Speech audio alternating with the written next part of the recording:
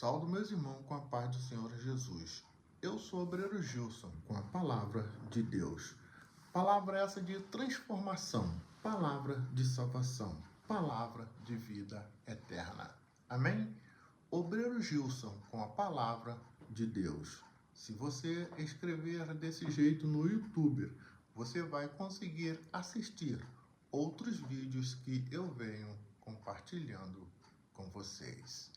A palavra de hoje que irá falar ao seu coração, que eu venho pelo Espírito de Deus compartilhar com vocês, encontra-se em 1 Tessalonicenses capítulo 5, versículo 14, que diz assim: Pedimos a vocês, irmãos, que aconselhem com firmeza os ociosos, deem coragem aos tímidos, ajudem os fracos na fé. Portanto, como povo escolhido de Deus, santo e amado, revistam-se de profunda compaixão, bondade, humildade, mansidão e paciência, suportando uns aos outros e perdoando as queixas que tiverem uns contra os outros. Até aqui. Meu irmão, minha irmã, Deus pede que o ser humano viva de acordo com essas palavras. Mas não é isso que acontece, né?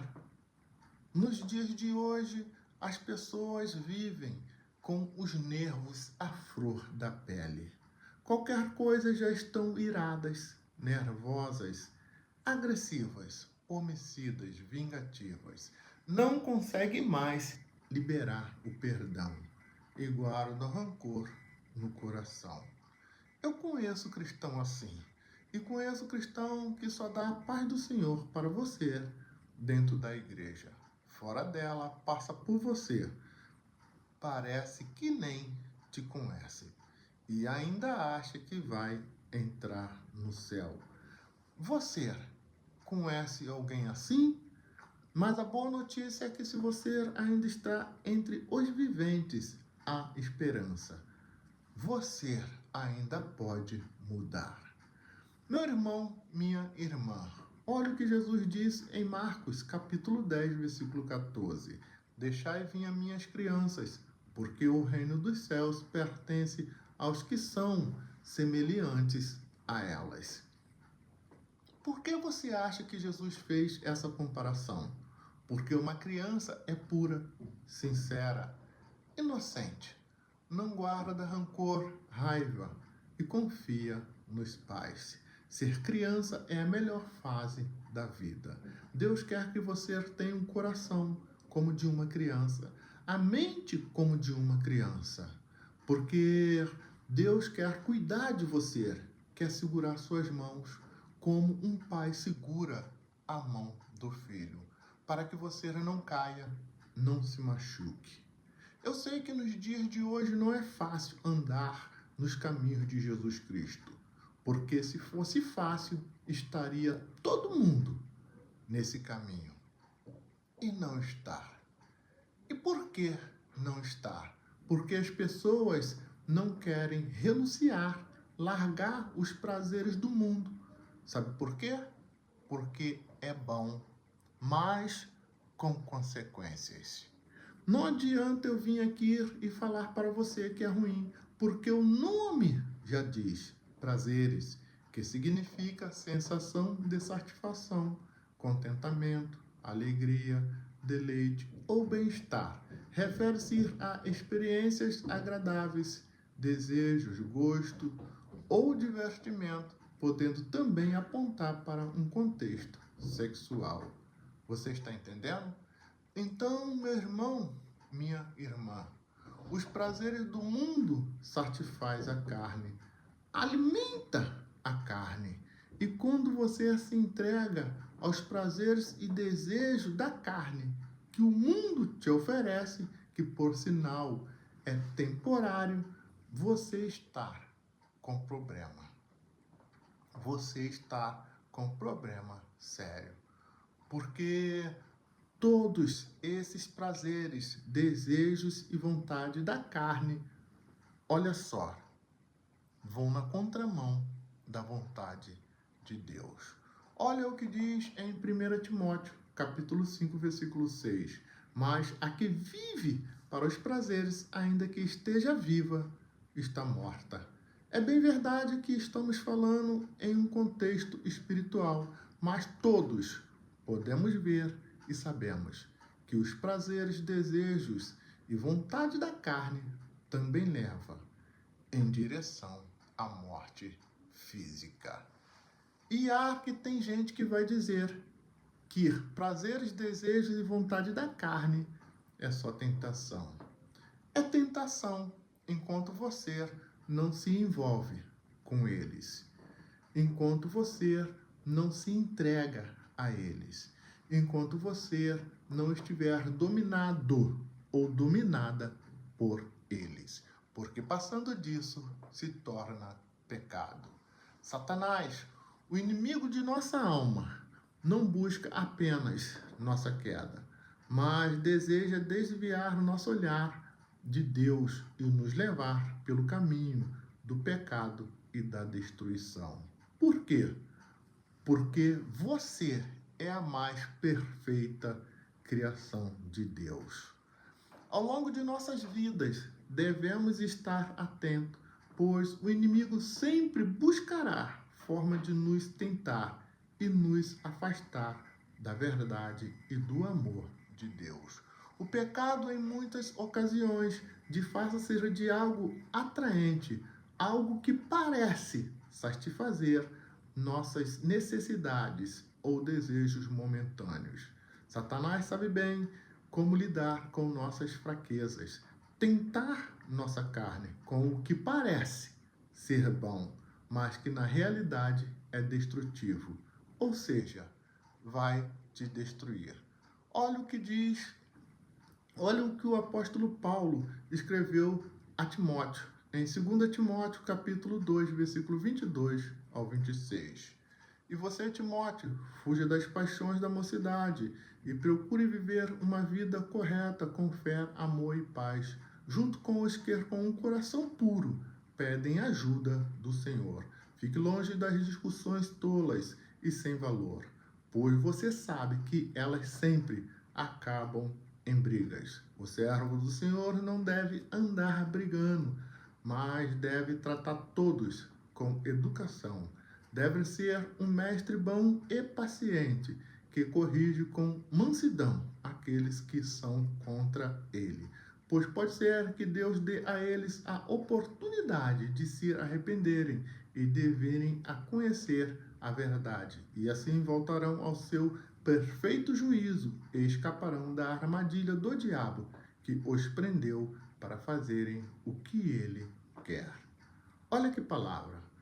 Essa palavra que o apóstolo Paulo escreveu para Timóteo, nós devemos apreciar com atenção o teor dessas palavras.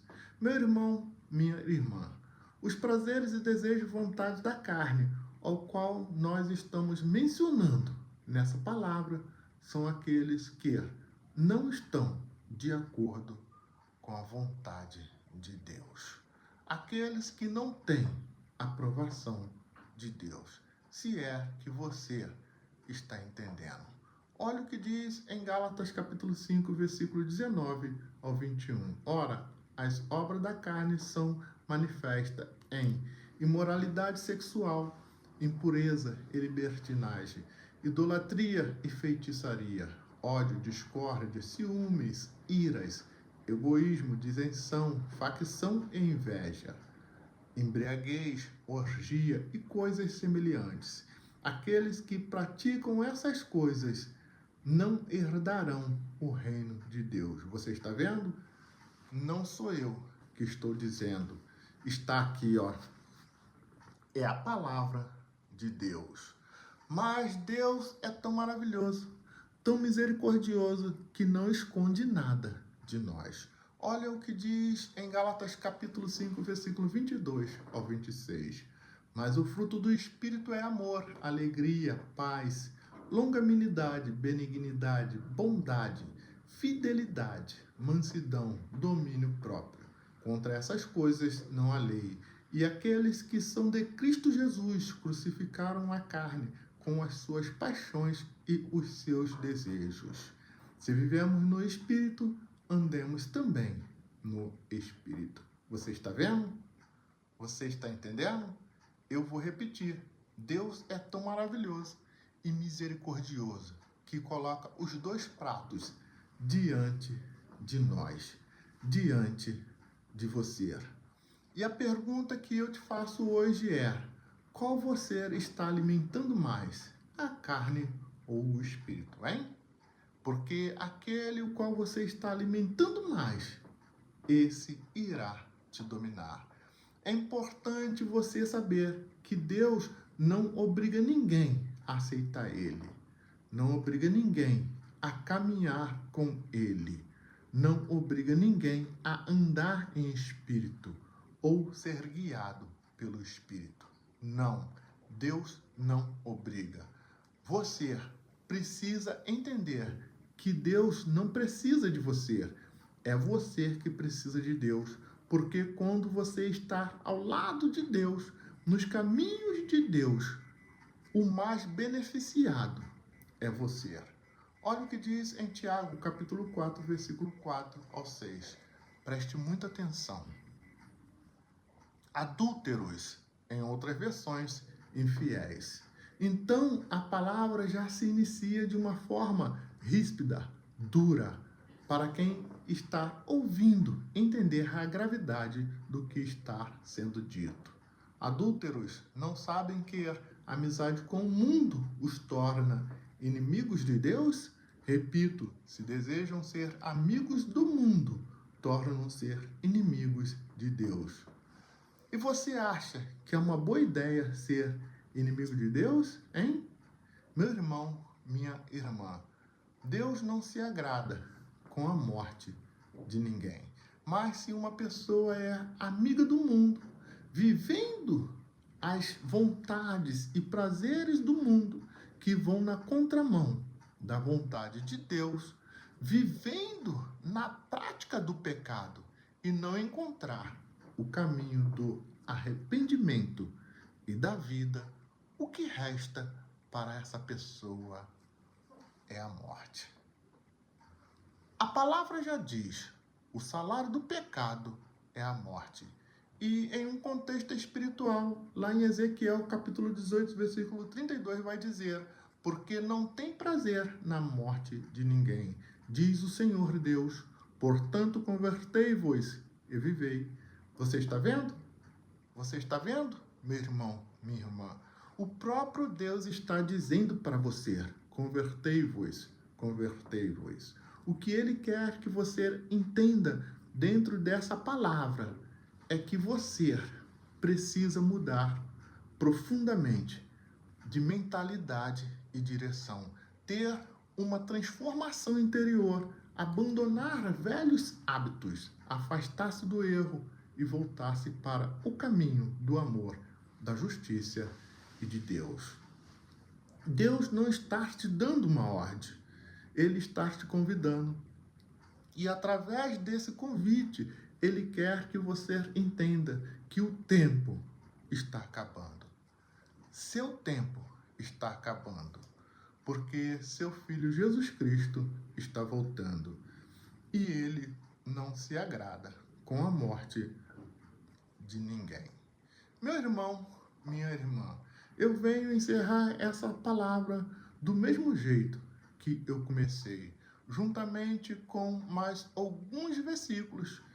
1 Tessalonicenses, capítulo 5, versículo 14, que é uma parte da carta que o apóstolo Paulo, juntamente com Silas e Timóteo, escreveram aos Tessalonicenses. Acredito eu que precisamos praticar, exercitar o que está escrito nessa carta, porque senão não iremos conseguir. Não iremos. 1 Tessalonicenses, capítulo 5, versículo 14. Pedimos a vocês, irmãos, que aconselhem com firmeza os ociosos, deem coragem aos tímidos, ajudem os fracos na fé e tenham paciência com todos.